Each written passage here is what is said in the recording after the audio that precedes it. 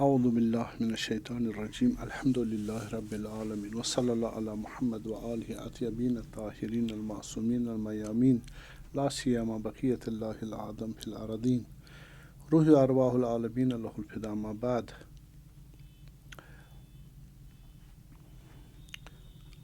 آج ہم سلسلہ وار ہمارے آرائز جو تھے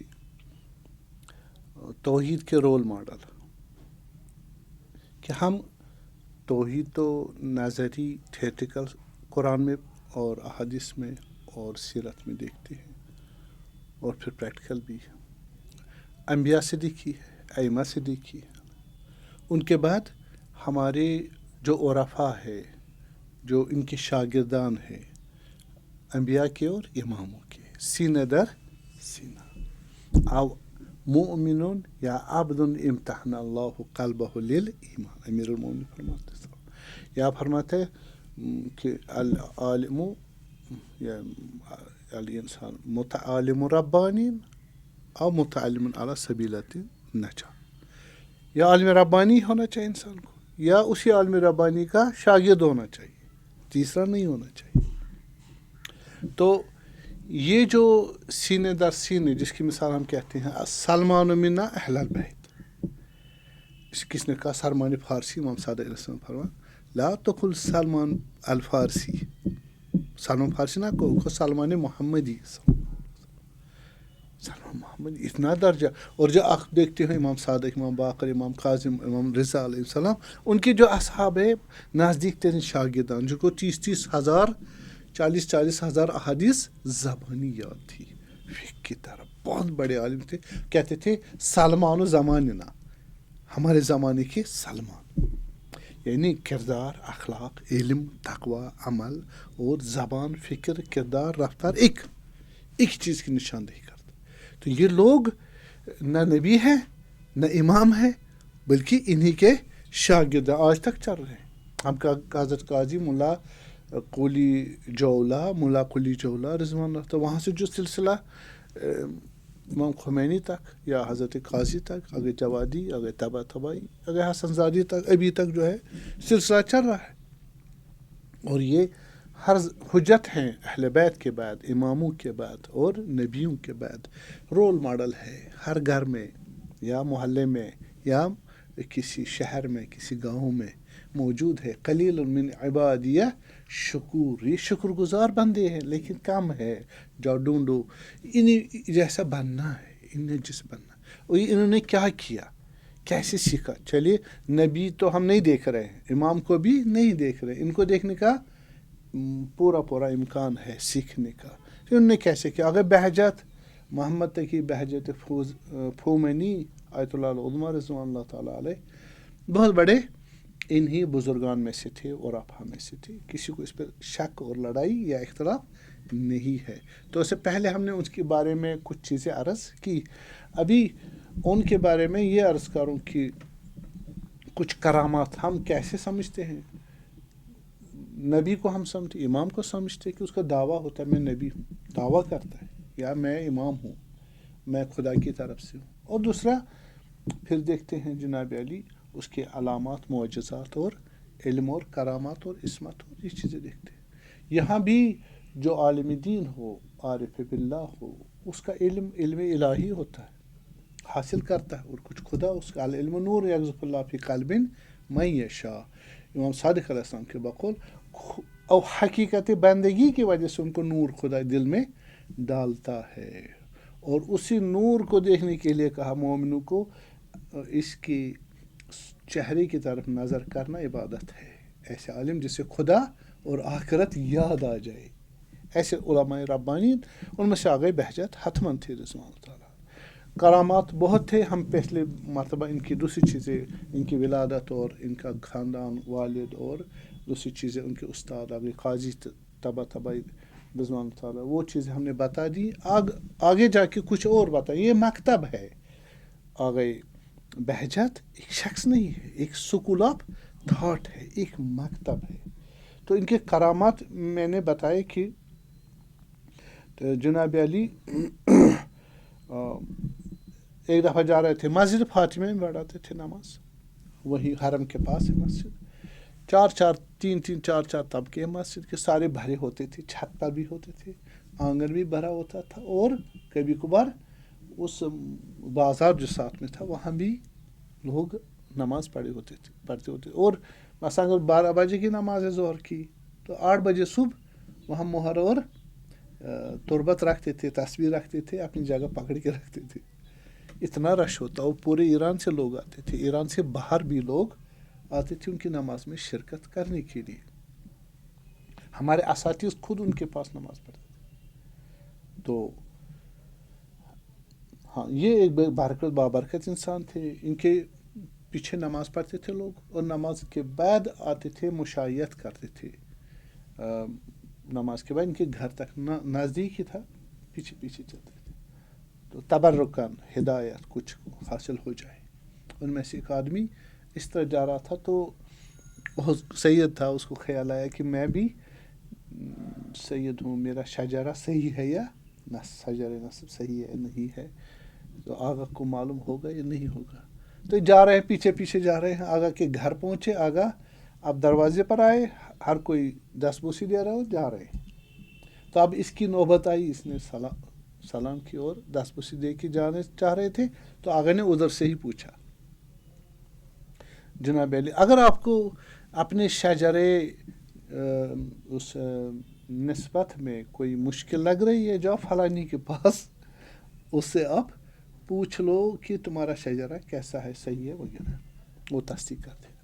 اس نے تو سوال نہیں کیا, یہ تو بس ایسے اس کے پیچھے پیچھے سوچ رہے تھے, تو دماغ پڑھ لیتے تھے. ان کے انبساط وجود کی وجہ سے جب نفس قید سے دور ہو جاتا, کس سے, مادیات کی ان کنٹرول سے باہر آ جاتا ہے, تو وہ ہر کہیں بھی اپنی اطلاع حاصل کر سکتا ہے. تو ایک ہمارے دوست ہے, خاتم النبیین میں پڑھتے تھے ہم, تو ہمارا ایک دوست تھا فلپین کا, علی اکبر, کیا بھی کہتا تھا سید علی اکبر. اس کو بھی یہ ہوا کہ ایک دفعہ مجھے کہا کہ یہاں پر اگر بہجت بتاتے ہیں, جو سید نہیں ہو اس کو, اگر سید ہو تو بتا دے گا, جس کو پتہ نہ ہو. تو انہوں نے بتایا کہ ہمارا ایک دوست تھا, اس دوست کو بتایا کہ آ جاؤ. وہ چلے گئے آگے بہجت کے پاس. آگے بہجت نے رضوان اللہ تعالیٰ علیہ ان کو بتایا کہ اس سے پہلے کہ اس سے سوال کرے میں سید ہوں یا نہ ہوں, آگے بہجت نے ان کو کیا بتایا, آپ سید نہیں ہو. ادھر سے ہی بتایا آپ سید نہیں ہو. تو ظاہر ہے کہ یہ کرامات میں سے ان کے, اور اس لیے جناب علی واپس چل گئے. اور پھر وہ اپنے کو سید علی اکبر نہیں کہتے تھے, لیکن اس نے کہا کہ ہمارے علاقے کے فلپین کے ایسے لوگ ہیں جن کو آگا نے کہا, وہ اس سمجھتے ہیں ہم غیر سید ہیں, آگا نے کہا آپ سید ہو, دوسری کہا تم سید ہو. تو اس طرح جناب علی آیت اللہ مومن ہے, ان کے ساتھ بھی واقع ہوا. آیت اللہ مومن ان کا ایک ہم مباحثی تھا, پڑھتے تھے ان کے ساتھ, وہ مباحثہ کرتے تھے ان سے. مباحثے کرنے والا جو اس کا کلاس فیلو تھا, تو دیکھا ایک دفعہ وہ نہیں آئے. بھائی آپ کیوں نہیں آئے مباحثے میں ڈسکشن کر؟ اس نے کہا مجھے شوق نہیں ہے, میں اب پڑھنا نہیں چاہتا, میں چھوڑ کے جانا چاہتا ہوں. تو یہاں آپ کیوں جانا چاہتے ہو یہاں سے؟ اس نے کہا بس حوضے میں بیٹھے بیٹھے مجھے کیا حاصل ہوگا, عمر گزر جائے گی اور کچھ حاصل نہیں ہوگا. تو دوسرے دن یہ گئے آغا بہجت کے پاس, نماز جمعہ کے دن گئے, اور آغا بہجت سلام دعا کے بعد آغا نے کہا آپ لوگ جو خیال کرتے ہو کہ جناب علی ایسا سوچتے ہو کہ علم دین پڑھنے کا کوئی فائدہ نہیں, آپ امام صادق امام باقر علیہ السلام کے ان اقوال کا مذاق اڑاتے ہو. کیا اڑاتے ہو؟ مذاق. تو حضرت نے یہ فرمایا کہ انکم لا تظنوا انکم اذا صار احدکم مدرسا فثمۃ شیء. اصل میں وہ پھر اس نے دوست آیت اللہ مومن نے اس کو کہا آپ کیا کرنا چاہتے؟ کہا میں جاؤں کہیں ٹیچنگ کروں گا, شاید سکول میں, یا اور کوئی کام کروں گا. اگر بہجت کے پاس گئے ادھر سے ہی کہا انہوں نے اس کو, تم جا رہے ہو، آپ سمجھتے ہو میں سے بیٹھ جائے چلے جائیں گے یہاں سے، اور پھر پڑھائیں گے اور اس میں کوئی چیز اس کو ملے گی، اس کو کوئی چیز نہیں ملے گی، اور اس میں کوئی فائدہ آپ کا نہیں ہے۔ اگر وہ فائدہ اب ڈھونڈنا چاہتے ہو تو وہ یہی ہے، کہاں؟ قم میں، یعنی حوض علمیہ میں ہی ہے۔ اب کیا بتانا چاہتے تھے اس کو؟ سمجھ گئے نا؟ وہ سمجھ گئے، تو اس کا اتنا اثر ہوا اس کے دل پہ، اس کے روح میں، اس نے توبہ کی، میں نہیں جاؤں گا، یہی بیٹھوں گا، یہی پڑھوں گا، اور تحول آیا اور اپنا ارادہ چینج کیا اور پڑھائی کو کنٹینیو کیا، اور اس وقت وہ بڑے اساتذہ میں سے ہیں حوض علم قم کے۔ تو ایک کلمے کا اتنا تحول ایجاد کرنا اور صحیح ہدایت کرنا اور نظر ہونا بندے میں کیا چیز ہے اور کس کو کیا کرنا ہے۔ اس طرح کوئی آدمی آیا باہر سے، اس کو اپنے عقائد میں شبہات تھے۔ کیا تھے؟ شبہات، شک تھا، سوالات تھے۔ ایسے بیٹھے تھے قم میں تو خواب میں آغا بہجت کو دیکھا، آغا بہجت نے فرمایا آئے کہ آپ کے یہ شبہات ہیں، ان کا جواب یہ ہے، ان کا جواب دے دیا ان کو۔ تو پھر اٹھے، اور اٹھنے کے بعد ان کو کیا لگا کہ مجھے ہو سکتا ہے خواب صحیح نہ ہو، سوالوں کو جواب ملا سب کا، لیکن جھوٹا خواب ہو۔ اس لیے صبح کیا کیا؟ تردید میں آ گئے اور چلے گئے آگے بہجت کے پاس۔ تو ابھی سوال کرنا ہی چاہتے تھے، آگے بہجت رحمۃ اللہ علیہ نے فرمایا کہ آپ جو سوالات ہے آپ کے، ان کا تو میں نے جواب دے دیا کل، اور پھر شک کیوں کرتے ہو؟ وہ خواب غلط نہیں ہے، جاؤ، آپ کو جواب دیا۔ یہ واقعہ بھی پیش آیا، اور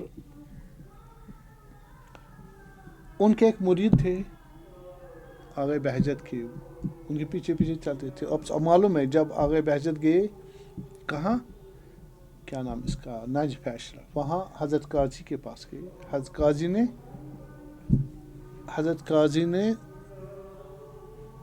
ان کو لے لیا، تربیت کی۔ تو ان کے جو ہم شہری، ہم اپنے علاقے کے تھے، ان دونوں سمجھتے تھے آغا قاضی صوفی ہے، علماء اس لائن کو قبول نہیں کرتے تھے۔ تو انہوں نے کہا یہ صوفی ہے، اور لکھ دیا آغا بہجت کے بابا کو کہ یہ ایک صوفی کے پاس جاتے ہیں، آپ نے دین پڑھنے کے لیے بھیجا، دین وین پڑھتے نہیں ہیں ان کے پاس۔ بابا کو بڑا وہ ناراض ہو گئے، انہوں نے خط میں لکھ دیا آپ اس استاد کو چھوڑ دو، سید علی آغا سید علی قاضی۔ تو انہوں نے خط دکھا دیا استاد کو، آغا قاضی نے بتایا کہ ہم جو ہیں، آپ کس کے مقدر، آغا سید اصفہانی کے، انہیں سے پوچھو۔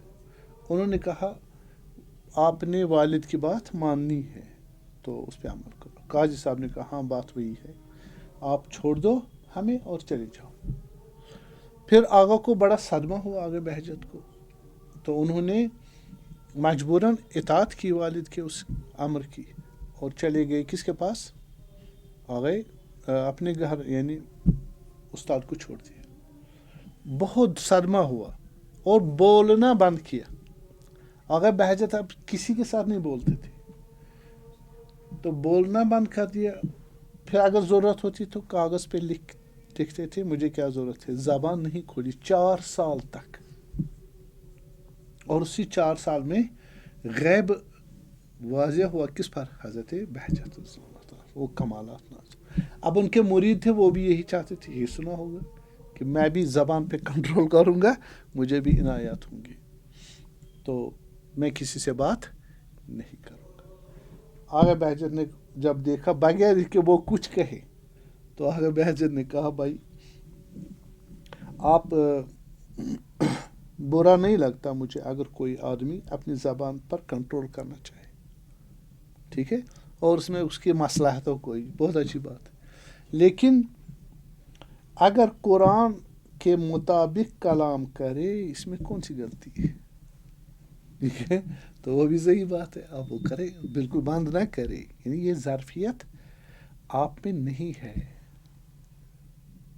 تو ہمارے ایک دوست تھے، انہوں نے بھی استاد سے کہا, یہ مجھے میرے سامنے ہوا, کہ میں بھی نہیں بولوں گا, شاید رجب شعبان رمضان 3 مہینے نہیں بولوں گا. آغا نے کہا اس ہمارے دوست کو کہ طاقت میں آ رہی, آپ کے پاس اتنی قدرت طاقت ہے کہ نہ بولو 3 مہینے. سخت ہے, سخت ہے, پریشر آ جاتا ہے. اور آپ کو معلوم ہے کہ اس کا ایک شاگرد تھا آگے کا بہجت کا رسول اللہ تعالیٰ علیہ, اس نے اپنے بچے کو, 2 بچیاں تھیں, بیٹیاں تھیں, چھوٹی بیٹی تھی تو اس کو پیار کیا, اچھا پیار. دوسری بیٹی بڑی جو تھی اس کو پیار نہیں کیا. تو پھر دل میں آیا کہ جب یہ بڑی ہو جائے گی اس کے دل میں احساس, یہ منظر یاد آ جائے کہ اس نے مجھے پیار نہیں کیا, میری چھوٹی بہن کو پیار کیا, تو پھر اس کو یہ عقدہ رہے گا اندر, غم رہے گا, اور یہ اچھی بات نہیں. تو انہوں نے پھر ایسے ذہن میں آگے چھوڑ دیا.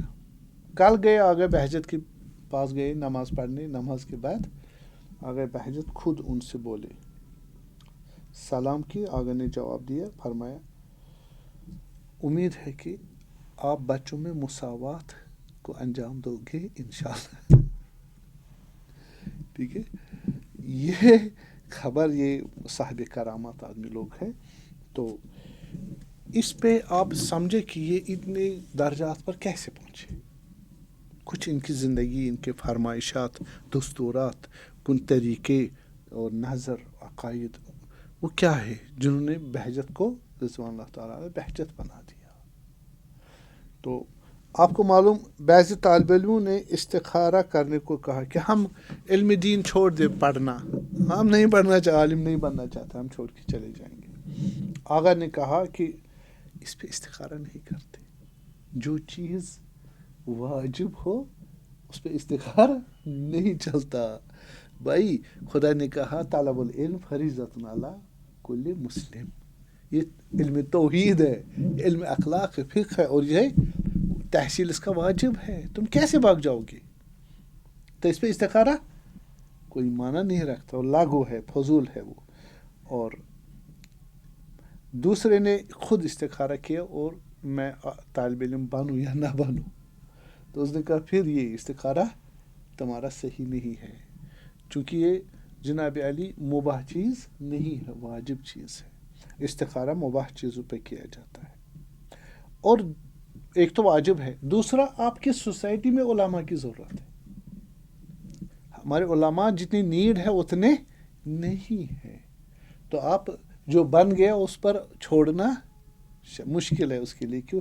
کوئی راہ نکالے, جو نکلا, جو نہیں نکلا وہ چلیے دوسری بات ہے, جو نکلا اسے کہ میں چھوڑ کے کوئی اور کام کروں گا, ایسا صحیح نہیں.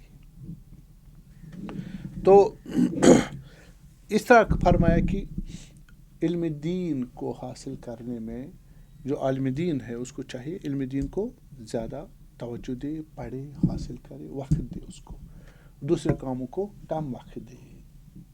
اور مستحبات بھی اگر کبھی انجام دینے پڑے تو دے دیں, لیکن ان کا دین کے حاصل کرنے میں کوئی لڑائی نہیں ہے, دین کو حاصل کرنے میں, چونکہ وہ مقدمہ ہے. جیسے میرے سامنے بھی ہوا, ہمارے استاد تھے آگے آیت اللہ رخشاد, بہت بڑے استاد تھے, آگے پہلوانی کے شاگرد تھے رضوان اللہ تعالیٰ علیہ. تو انہوں نے ہمیں بتایا کہ نماز شب کی اہمیت وغیرہ وہ پڑھنی چاہیے کلاس میں, لیکچر میں. پھر بعض دوستان آئے, انہوں نے کہا کہ آگا ہم نماز شب پڑھتے ہیں تو صبح کلاس چلی جاتی ہے, صبح پھر اونگنے لگتے, کلاس میں سمجھ بھی نہیں آتا, تو چونکہ ہم دیر سے جاگے رہتے, تو ہم تو آئے یہاں دین پڑھنے, اگر نماز شب پڑھی تو دین چلا جائے گا, دین چلا جائے گا تو کس لیے آئے ہم. آگے نے واہ ویلا شروع کیا.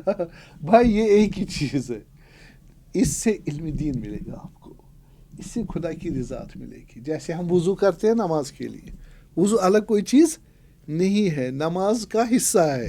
جس طرح آپ یہاں سے حج جاتے ہو, یہاں سے حج جانا حج تو نہیں ہے نا, لیکن اس کے بغیر حج کا معنی نہیں ہے. صلوات پڑھیں محمد. تو کسی نے کہا اگر علم دین پڑھنے کی توفیق نہیں حاصل ہوتی, تو آگے نے کہا معصیت اور گناہ چھوڑ دو. توفیق علم دین ہی نہیں ہے، جو بھی خدا اور دین اور آخرت انسان کے ساتھ جڑا ہے وہ چیز اگر لینا چاہے، عالم دین ہو یا غیر عالم دین ہو، اگر نہیں لے پا رہا، چاہتے ہوئے بھی نہیں لے پا رہا ہے، گناہ ہے بیچ۔ آقا نے فرمایا علم دین فضل خدا ہے نا، خدا اپنے فضل سے کس کو نوازتا ہے؟ اطاعت کرنے والے کو یا گناہ گار کو۔ ادھر سے گناہ بھی کر رہے ہو، ادھر سے امید رکھ رہے ہو فضل کی۔ یاد رکھیں یہ کربلا میں واقع ہوا، حضرت رسول اللہ صلی اللہ علیہ وسلم نے فرمایا یہ میرے بچے کو کیا کر رہے ہیں؟ ذبح کر رہے ہیں، اس حالت میں کہ کہہ رہے ہیں کہ کل اس کے جد ہمیں شفاعت کریں گے۔ اس لیے صلی اللہ علیہ وسلم ہم کہیں گے ہم گناہ کریں گے اور ہمیں خدا بڑے بڑے کرامات دے گا، اولیاء کے ساتھ بٹھا دے گا، یہ خام خیالی ہے۔ مثلا خدا آقا کے پاس ابھی میں بتاؤں گا، آتے تھے بہت سارے لوگ، اگر ہمیں بھی عرفان دے دی تو بابا تم لائق بنو، وہ تو منع نہیں کر رہے، ہر کسی کا ہے، لیکن تم لائق بنو اس کی، گناہ چھوڑ دو۔ اور سب سے بڑا گناہ کیا ہے؟ سب سے بڑا گناہ دنیا پرستی۔ دنیا پرستی کی بہت شکلیں، دنیا پرست کا کوئی رنگ، دل سے بالکل جاڑو ہوا ہو، باہر کوڑا، دنیا کی محبت، اور جس کی یاد رکھے تہمت ہے، دل سے دنیا کی محبت گئی، پھر خدا کی محبت نہ رہے، التی وسعت کل شیء۔ اگر اس القلب حرم اللہ، اگر دل میں ہم نے کس کو بٹھا دیا؟ غیر خدا کو، خدا نہیں آئے گا۔ اگر خدا ہے تو غیر خدا نہیں ہے۔ پس اس لیے فرمایا آقا نے، کسی نے سوال کیا استاد ضروری ہے علم دین کے لیے، عالم بننے کے لیے، واقعی مومن بننے؟ کہاں؟ ہاں واسطہ ہے، خدا نے اس کو دیا ہے اور تم نے اس کے پاس جانا ہے، وہ تمہیں واسطہ بنے گا، تمہیں عطا کرے گا، اور جو کچھ استاد نے سکھایا اس پہ عمل کرو، جو کچھ استاد نے سکھایا اس پہ عمل کرو، یہ بہت زیادہ۔ تو اور ان احادیث کا مطالعہ کرے اور قرآن کی آیات کا مطالعہ جس میں علم کے فائدے عمل کے ساتھ بیان کیے گئے، اگر عمل نہ ہو تو علم کا کوئی فائدہ نہیں ہے۔ تو اور آقا کا یہ مشہور قول ہے، اگر ایسا کرو گے، جو کچھ آپ کو معلوم ہے اس پر عمل کرو گے، جو کچھ نہیں معلوم خدا وہ بھی تمہیں پہنچا دے گا، جو نہیں معلوم وہ بھی پہنچا دے گا۔ کب؟ جب جتنا معلوم ہے وہ اس پر عمل کرو گے، باقی بھی پہنچ جائے گا، اور اس کے متعلق جو قرآن سنت میں موجود ہے گائیڈنس، اس کا بھی مطالعہ کرو، یا عالم دین کے پاس جاؤ، دو میں سے ایک چیز ہے۔ کچھ نصیحتیں آقا نے فرمائی ہے، مسلمات جو شریعت ہے ان کو عمل کرو، جیسے عقائد، اصول، فقہ ہے نا، عقائد، اصول، فقہ اور اخلاقیات، اجتماعیات، انفرادیات، یہ ان میں حلال حرام سے نیچے ہم اس کو چھوڑ نہیں سکتے، یہ دینداری کے لیے ضروری ہے، جاننا اور پھر عمل کرنا۔ پھر فرمائے ایک خدا جب بندے سے سعادت اور خوش بختی چاہتا ہے، اس کو وہ چیزیں دکھا دے گا جو اس کو سب سے زیادہ فائدہ پہنچاتے، جو اس کو سب سے زیادہ فائدہ پہنچاتے خوش بختی حاصل کرنے میں۔ ان چیزوں میں آپ قرآن سنت کو رجوع کرو گے، دیکھو گے وہ ان میں سب سے مہم وہ چیز ہے جس کے آثار خوش بختی دائمی کے زیادہ ہے، سب سے، وہ ہے نماز۔ کیا ہے؟ نماز۔ بس اگر آپ کو خوش بخت بننا ہے، خوش بخت دنیا اور آخرت، تو نماز۔ اب میں زیادہ وضاحت نہیں کر سکتا کیونکہ نماز کے متعلق آپ کو فضائل سارے معلوم ہے کہ کافر اور مومن کے درمیان، مسلمان کے درمیان جو فرق ہے وہ نماز کا ہونا نہ ہونا ہے۔ نماز معراج ہے، نماز ستون ہے، نماز گناہ و فحشا و منکر سب سے بچاتا ہے، نماز نور ہے. نماز رسول اللہ فرماتے ہیں قرۃ عینی، میرے آنکھوں کی روشنی ہے. امام سے کہا انی احب الصلاۃ، وجہ ہی ہے. اور حضرت حسین علیہ السلام نے سر مبارک اسی نماز میں دیا، امیر المومنین نے علیہ السلام اسی نماز میں دیا. زین العابدین کا نام سید ساجدین زین العابدین. صحیح. تو یہ چیزیں ہمارے میں ہیں، یہ آغا کا استدلال تھا. اور کسی نے کہا آغا ذرا نصیحت کریں. آغا نے کہا نصیحت تو سننے والے بہت ہیں لیکن عمل کرنے والے کم ہے. ہاں، تو ہم کو چاہیے کہ جتنا احادیث اور آیات ان کا مطالعہ کرے، صبح شام، اور آیات خدا کو دیکھیں، دن رات کو دیکھیں، تمام حقیقتوں کو دیکھیں، پرکھیں، اور آخرت کی ہمیں چٹی ہونی چاہیے. ایسا آدمی کافر کے مقابلے میں اس کو عذر نہیں ہے. کافر ہو، غافل ہو، گناہ گار ہو، منافق، اس کو عذر کی کیا ہے؟ فرض کریں اندھا ہے، اس کو نہیں معلوم. جس کو معلوم ہے، مطالعہ کیا، سنا سال و سال علماء سے، دین سے، کتابوں سے، تو اس کے لیے عذر نہیں ہے. بس چند دن کا انتظار ہے، چند دن، چلو 10 سال 20 سال پھر ختم. یہ آگے بحث کیا اقوال ہے. بھالے اب جس کو معرفت سچی طور پہ طلب ہو، یہ کہتے ہیں نا میں جی مجھے علم نہیں ہے یا مجھے نہیں ملے گا، نا جس کو علم حاصل کرنا ہو سچے دل سے، تو آگے فرماتے ہیں دروازے اور دیوار بھی اس کے استاد بن جاتے. کن سے سیکھتا ہے؟ دروازے اور دیوار سے.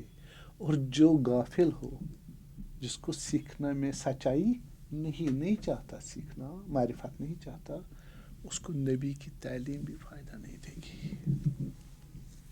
بہت بڑی بات، بہت بڑی. کہ بہجت کیوں بہجت بنتی؟ میں وہ مطالب آپ کو بتا رہا ہوں. یہ کتاب سے پڑھ کے ہمیں نہیں بتا رہے، خود ان پہ ان کی زندگی استوار ہے. تو کسی طالب علم نے مانگا کہ مجھے دستور عمل دے. آگا نے دستور عمل اصرار کیا، آگا نے دستور عمل نہیں دیا. تو نہیں آپ مجھے دے دیں، دستور دے دیں. میں دستور عمل، آگا نے کہا ٹھیک ہے. آخر میں جب جانے لگو کچھ ایسا دوں گا جو تمہارے لیے کافی ہے، کفایت ہے تیرے لیے. جاتے جاتے آگا نے کہا کہ گناہ نہ کرو. اتنا بڑا لمبا چڑا برنامہ نہیں دیا، ایک جملہ کا گناہ نہ کرو، یہ تیرے لیے کافی ہے. کس کے لیے کافی؟ بندے خدا بن جاؤ گے. ہر آپ کو معلوم ہے یہ جب گناہ کیا ہے، ساری شریعت آپ کو ٹٹولنی پڑے گی. ٹھیک ہے، جو شریعت کے خلاف ہے وہ موجود ہے، وہ احکام ہے. باقی خود آپ کو کمپیریٹیولی حاصل ہو جائے گا. ایک ہی نقطے میں ساری چیزیں بتا دی. بالے کسی نے کہا آگا آپ نے اب تو سن لیا، ہم نے گناہ کرنا چھوڑنا بس یہی دستور، ایک دستور ہے، سب اس میں دستور اسی میں آتے ہیں. تو ہم تو کر رہے، کامیاب ہو گئے. یا اکثر شاید ہم دوستوں میں یہ سوال ہوگا کہ ہم تو گناہ چھوڑ دیے، لیکن ایسا ہے کہ ہر روز نہیں چھوڑتا، اکثر چھوڑتا ہے. تو استمرار اور بقا بر عدم گناہ کیسے ہو؟ اچھا سوال. آگے نے تو کہہ دیا کہ گناہ نہ کرو تم بن جاؤ گی، لیکن گناہ تو ہم نہیں کرتے، ہر روز نہیں ہوتا ایسا. ایک دن 2 دن کرتے، تیسرے دن پھر گناہ شروع ہو جاتا ہے. اس پر آگے نے جواب فرمایا عزم چاہیے آپ کو، ایسا ارادہ جو بریک نہ ہو جائے، ایسا ارادہ چاہیے، عاشقانہ ارادہ، اور جس پہ تاکید اور اصرار ہو کہ میں گناہ نہیں کروں گا. اصرار جو بھی ہو، بھائی مجھے نہیں گناہ کرنا ہے. جیسے کہ بچہ ضد میں آتا، مجھے آئس کریم چاہیے، پورے محلے والے بھی آتے اس کو منانے، وہ مانتا ہی نہیں. کیوں؟ پورے محلے والے اب تمہارے لیے مضر ہے، نہیں چاہیے. نہیں، بعضی اتنے وہ اصرار کرتے کہ مثلا حال اس کا خراب ہو جاتا ہے، تو اس کو وہ چیز چاہیے. ایسی والی اصرار چاہیے، تاکید چاہیے، گناہ نہیں کرنا میں نے، ایسا عزم ہونا چاہیے. تو خدا بھی ایسی بہترین آپ کی اپنی امانت آپ کو کیسے دے گا مفت میں؟ فقط کہ میں گناہ نہیں کروں گا اس کہنے سے تو نہیں ہوگا. تو بس فرمایا عزم صادق ہو اور حقیقی ہو، کھیل اور تمنا نہ ہو. ہم پر کیا بولتے ہیں؟ میں گناہ نہیں کروں گا. تمنا ہوتی ہے. کیا تمنا ہوتی ہے؟ میں گناہ نہیں کرنا چاہیے مجھے لیکن کروں گا. جب ہم کہتے ہیں کل سے میں نہیں جھوٹ بولوں گا، یعنی کیا؟ میری آرزو ہے کہ میں گناہ مجھ سے نہیں ہونا چاہیے. آرزو ہے، یہ کھیل ہے. اب گناہ ہو گیا استغفر اللہ، پھر گناہ ہو گیا استغفر اللہ، پھر گناہ ہو گیا استغفر اللہ. ٹھیک ہے. اور توفیق ترک گناہ میں مراقبہ شدید چاہیے. ایک اور چیز، ایک ہی عزم شدید چاہیے، عزم شدید چاہیے. دوسرا مراقبہ چاہیے، یعنی صبح سے شام تک لگے رہنا. گناہ تو نہیں ہوا، گناہ تو نہیں ہوا، نہیں ہونے دینا، نہیں ہونے دینا. آ رہا ہے، نامحرم ہے، سر نیچے کرو، نیت ٹھیک کرو، مغز کو اپنی ڈیوٹی کی طرف لگاؤ. صحیح فکر بات، نیت بات آپ کے دل میں خطور نہ کرے. خطور کرے وہی نکال دو دوسری طرف، تو گناہ نہیں ہو پائے گا. اور ایسے بھی فزیکلی بھی اپنے آپ کو کنٹرول کرو گے تو گناہ نہیں آ پائے گا. اگر آپ کو دیکھو کہ میں آنکھیں نیچے کروں، اندر وہ ہو شیطان، زیادہ فائدہ نہیں ہے. میں نہیں کہہ رہا فائدہ نہیں، زیادہ فائدہ نہیں ہے. لیکن دو جنگ ہے، ایک تو شیطان کو اندر میں آنے نہیں دینا یا سننے نہیں دینا کسی بھی طریقے سے. دوسرا اندر اگر آ گئے ادھر سے نکال دیں گے مار کے اس کو باہر. چور کو آپ گھر میں اٹھائیں گے، مار کے بھگائیں گے اگر آ بھی گیا. اس لیے آقا نے فرمایا والذین جاہدوا فینا لنہدینہم سبلنا یا الذین آمنوا اتقوا اللہ ولتنظر نفس ما قدمت لغد واتقوا اللہ. پہلا اتقوا اللہ کس کے لیے ہے؟ مراقبہ کے لیے. دوسرا اسی محاسبہ کے لیے، حساب کرے. اور آقا کی ایک اور ہماری مدد کے لیے اس نے فرمایا ہے وسائل شیعہ کی کتاب جہاد النفس.